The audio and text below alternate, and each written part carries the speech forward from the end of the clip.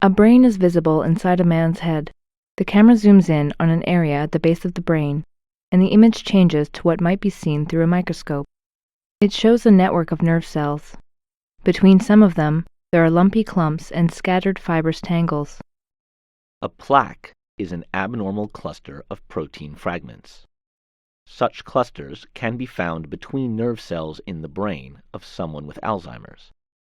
A microscope will also show damaged nerve cells. In them are tangles, called neurofibrillary tangles. These consist of twisted strands of a different protein.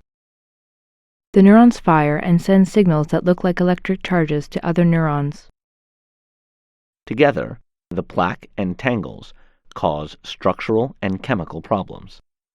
It appears that Alzheimer's disease causes parts of the brain that normally work together to disconnect.